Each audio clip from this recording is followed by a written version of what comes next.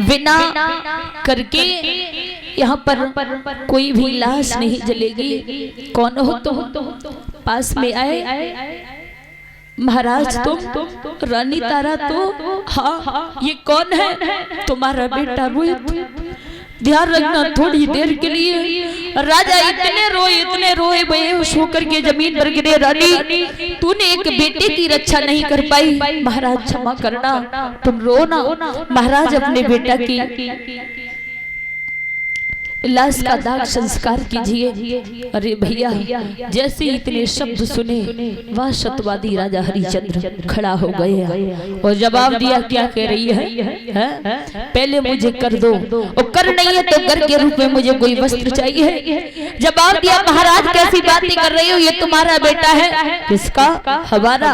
अरे हमारा इस संसार में कुछ भी नहीं है, मुझे कर चाहिए। और जवाब दिया रानी ने, महाराज कैसी बातें कर रहे हो तुम? राजा हरिश्चंद्र बोले, क्या कह रही हो? सुनो, कोई किसी का नहीं है। कि ना कोई नारी रहो अब घर को, ओ दे दे आज टका मोई कर को। ये ठेका नहीं मुप जीवन भरी,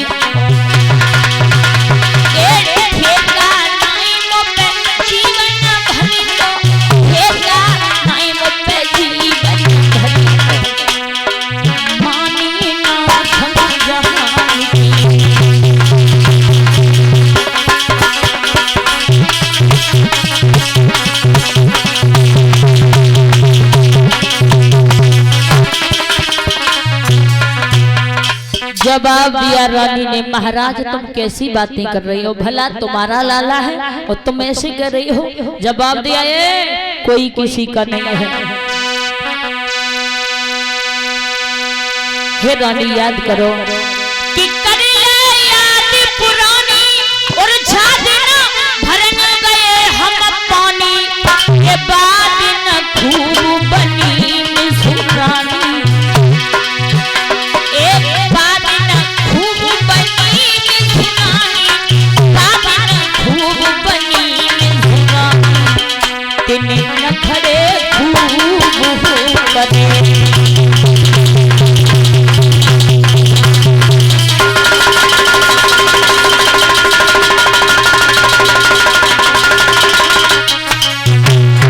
याद करो महारानी, याद करो। तुमने कहा कि हमारा धर्म नष्ट हो जाएगा। आज हमारे धर्म की बात है, कोई किसी का नहीं है। एक करीले याद पुरानी, और जाने न भरनी गई हम पानी। ये बात न खूब बनी न सुरानी, ये बात न खूब बनी न सुरानी, बात न खूब बनी न सुरानी। तेने न खड़े खूब करे,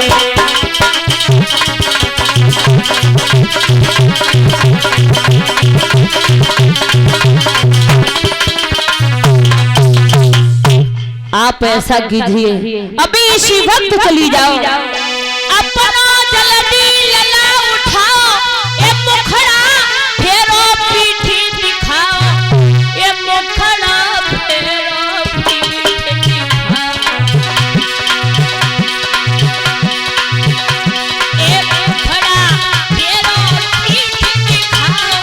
मुखड़ा फेरो पीठी दिखाओ। मानी ना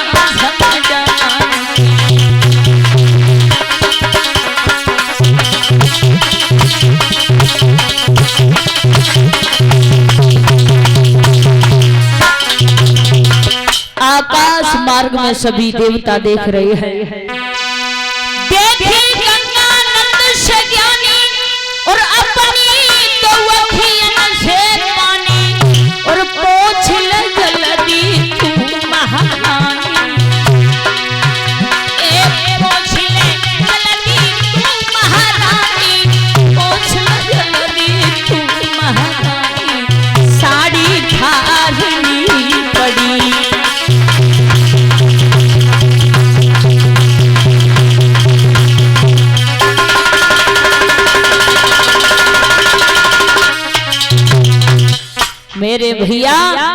आज रानी तारा ने जवाब दिया कोई बात नहीं है महाराज, जो आधी साड़ी बची थी वो महाराज को दे दी।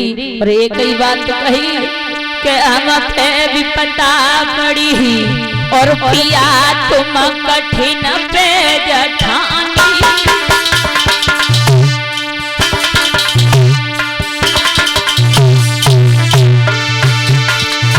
और देखो नजरी पछारी लल्लाजी प्यारो लाल स्वामी।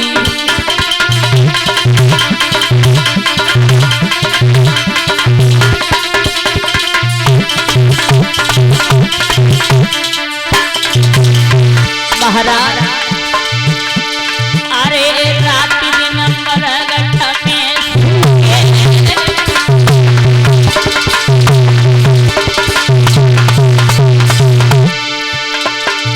और हमें का माली मुहती थी कफन के भूखे। अरे हमें का माली मुहती कफन के भूखे।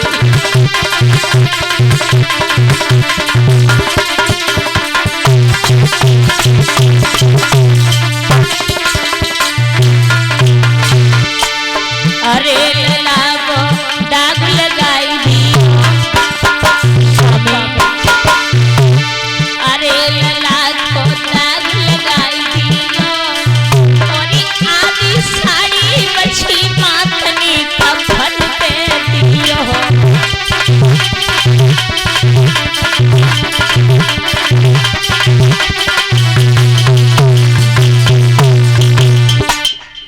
मेरे भैया आज रानी उल्टी सीधी वहां से जाकर के और मैया सती के मंदिर में लेट जाती है, लेकिन विश्वामित्र को चैन नहीं है।